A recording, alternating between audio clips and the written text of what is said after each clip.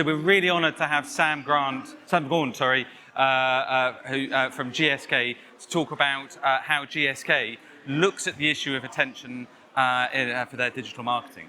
Sam. Thank you, Mike. It's not the first time I've been called Sam Grant. Actually, it's my mother's maiden name, so there's no offence there. So, look, thanks very much for inviting me up on the stage today. I'm delighted to be here. More than words can say, actually. It's so nice to be presenting in front of real people and at the wonderful MadFest event as well. I've entitled this presentation, Attention Goes... No, I haven't. Energy flows where attention goes. It's a wonderful quote. I think it's Tony Robbins who came up with this, and he kind of talked about all the hazards of distractions of modern life. I think it works in so many ways, what I want to talk to you about today.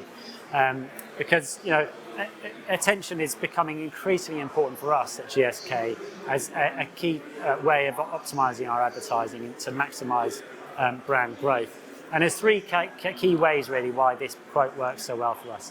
I think, first of all, from a consumer perspective, clearly the energy here we're talking about is sales, you know, and that's where we can get that attention, we know that sales will follow. We absolutely believe that ROI is closely correlated with the amount of time that people spend consuming our advertising. The second way is, with publishers. You know, if you're a publisher or media owner, this is a really important metric to start to understand the quality of the content, the editorial that you're offering to people.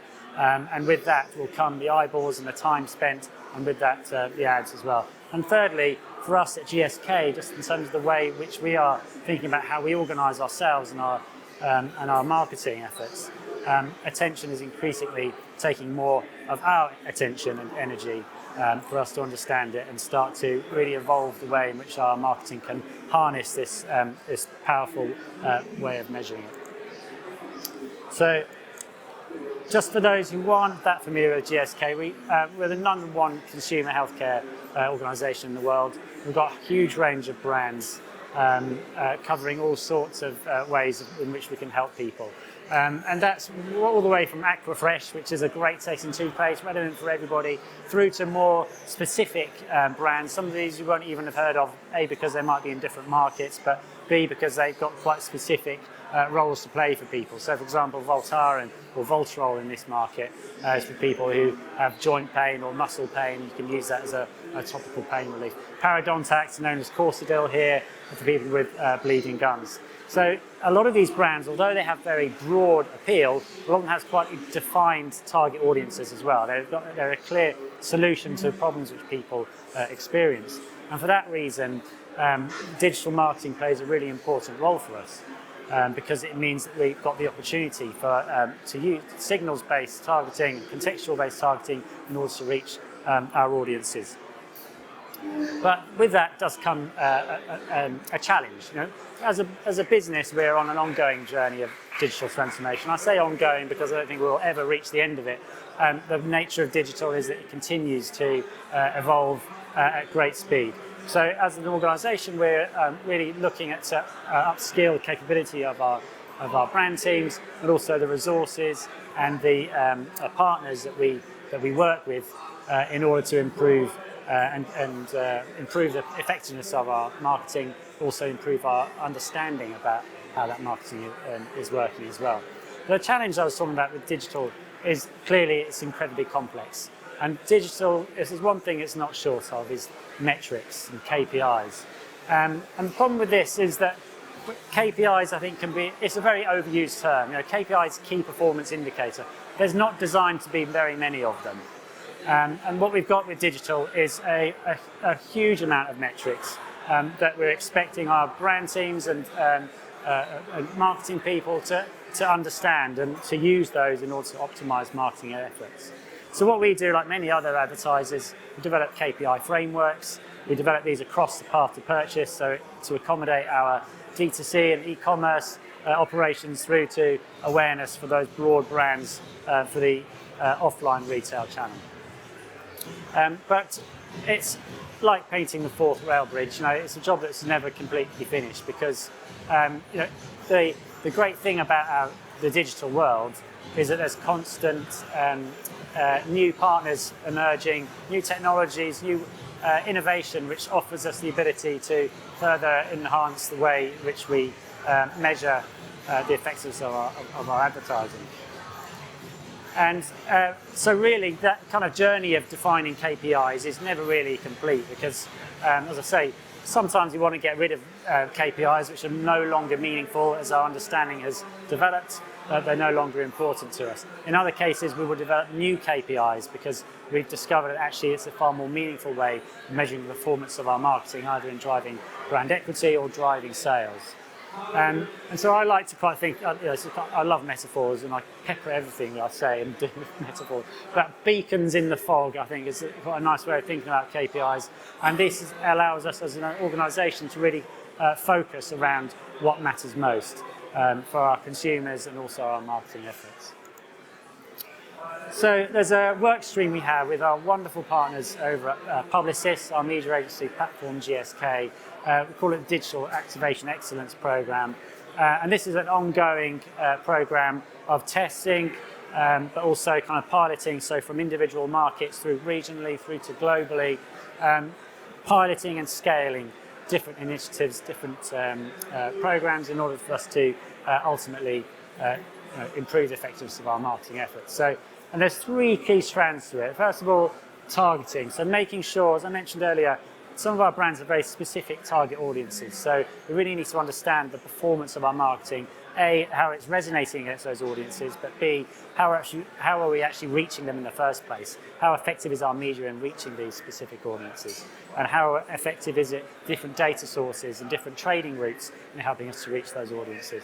The second, of course, impact and cost and attention is a really key part here as well. So making sure that everything here all works together in harmony. We're reaching the right people. We've got the right amount of attention as well. We really need to look to how we can maximise the amount of attention that we are generating with our audiences in the right places. And that brings me on to this third place, the environment as well. So making sure that we're reaching the right people, we've got the right impact against them, but we need to be in the right places as well to make sure that we are in the good quality environments. We're supporting good publishers who are generating quality, original content, and that publishers as well, which allow us to support diverse voices and inclusive audiences, and that are also ethical as well, which they align with our values. If you take any one of these elements individually, you won't be optimizing performance the best that you can. It's really about how these all three work together in harmony, which is where the magic will happen. I think we're confident there's a huge opportunity out there for advertisers, particularly ourselves, to make use of these different ways of optimizing media.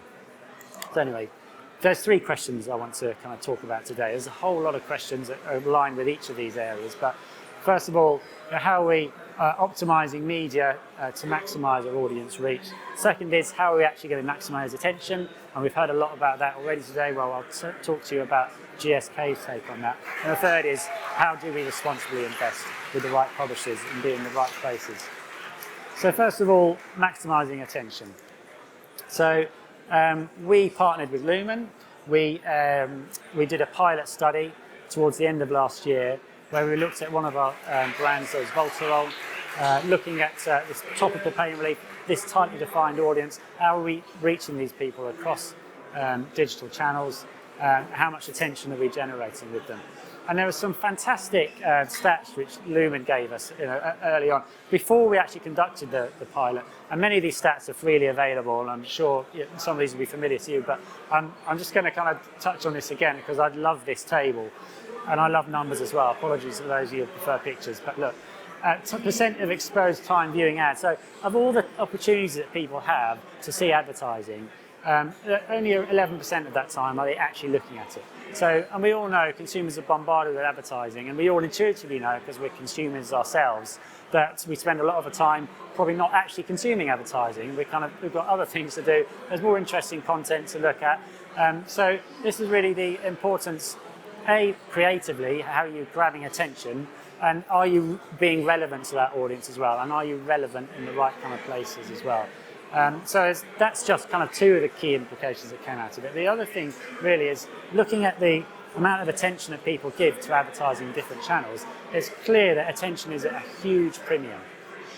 And I think this is really where the opportunity is, because for all these brands, actually, it's remarkable how effective advertising has been, really, when you think about it over the last decades of advertising, how effective advertising is in driving sales. And the brands that I've worked with, both at GSK and prior to GSK as well, where there's real significant return on investment generated from marketing activity.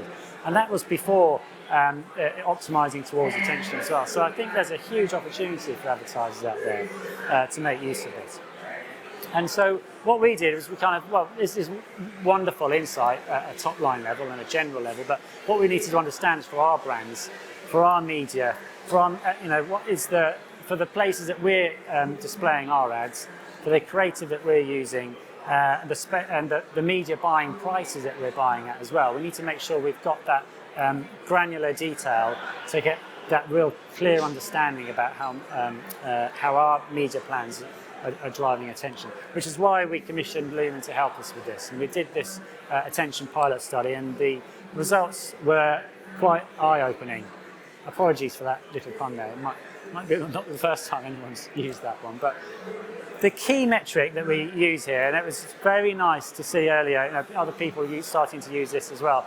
This is a really critical KPI which the industry would really benefit from from getting behind. For us, this is a really important way of looking at attention and the cost of attention. When we're looking at the cost per thousand attentive seconds, this is not about CPM. It's not cost per thousand impressions. Cost per thousand impressions is a very useful currency, but it's not a great KPI. For all those reasons that we've seen, people aren't necessarily looking at that ad. It's an opportunity to see an ad, but people aren't actually necessarily watching it, which is why this cost per 1,000 attentive seconds is so useful, because now we can start to understand the cost of different channels, and beyond that, different formats, different publishers, different data in helping us to drive that attention. So I'm not going to share in great detail the insight that we generated from this wonderful study we did with Lumen. What I've done is just index these figures here in a very small font as well, so you can't even see it. So there's like data protection for you. But this is all indexed from MPU. So this is looking at formats, okay? So we've got MPU here, and then this is looking at the cost of them, so CPMs. Doesn't matter, you can't see the numbers, it's the size of the boxes that matter. So there's an MPU, a double MPU, going on for 3 times the cost of an MPU. Leaderboards, large banners, similar sort of pricing as an MPU. But if you were to optimize a media plan towards these metrics, you would certainly not be optimizing towards attention. Because what you can see here is when we start to look at cost per thousand attentive seconds, again indexed from MPU, a double MPU is not a huge amount more than MPU. So we've gone from what looked like the most expensive to actually being very cost effective format. And the large banner over here, which you might think is similar pricing as MPU, when you start to layer in attention, well, no, it's 7 times the cost. So then we start to use this insight across our brands, across our media plans and markets, and we're starting to evolve the way in which we optimize our formats in order to maximize the attention. And to my point earlier, this is a huge opportunity, right? There's some really significant differential here in the cost of different formats and driving attention. And that sort of helps to kind of illustrate the size of the prize. 5 minutes, thank you, Mike. So just when we look at publishers, we can do a similar kind of exercise. So this is a large news aggregator, again, indexed from 100. These are actually the top publishers from the media plan, and I've kind of protected people's modesty, not that they can see it anyway. But again, we've got a sport advertiser over here. Well, that looks like it's going to be 5 times the cost based on the CPM. It's actually 3 times the cost. So it's still more expensive, but sometimes this is a price worth paying in order to kind of get into the relevant environment. Now, if you're a topical pain relief brand, actually sport is going to be quite relevant for you. So the second thing really, and I'm going to whiz through this really quickly, but optimizing attention is well and good, and it is well and good. But what we need to make sure is that we're also optimizing attention against the right audiences as well, which is why we're bringing in a second partner into our digital activation excellence program. And this is Audience Project. So this is what they have a huge kind of sample of panelists, which allows them to understand the actual exposure of advertising against specific audiences. So you think that you might think that you're getting 100% accuracy when you buy a specific audience programmatically. The reality of it is very different, and this is what audience projects allow us to do. So as an example here, UK population. So we had a campaign targeting 45 to 64-year-olds. So it's 35% of the population within this age bracket. When we bought a programmatic campaign targeting them, 35% of those impressions were actually delivered against this audience. Now, this isn't necessarily new. I think Nielsen have had on-target reach for some time, and I'm sure there's other providers out there. It's not necessarily new insight. I think what we're now starting to do is go beyond demography and start thinking about the specific audiences for our brand. So pain relief, for example, or people with bleeding gums, then there's data signals we can use in order to target those. Now we can validate that as well. So it's really about bringing this audience and the right audience and that attention, these kind of work streams together. And we can compare different data sources as well. So two things to note about this chart. On the one hand, as you get more and more defined, so this is specific age range, 36 to 64-year-olds pain sufferers. Well, 25% of our impressions were delivered against that audience. And you kind of go against all adults, it's getting on for 100%. So actually, the challenge that is found within digital is actually finding those audiences and actually delivering against them. And the more defined you are, the harder it is. And therefore, it's even more important that you can start to understand the quality of the data which is going into buying those audiences as well. And so this is why we've got this program set up now to understand, but A, on attention, but B, on target reach, how effective are these different data sources, different publishers, different trading routes in allowing us to actually deliver the audience that we want to.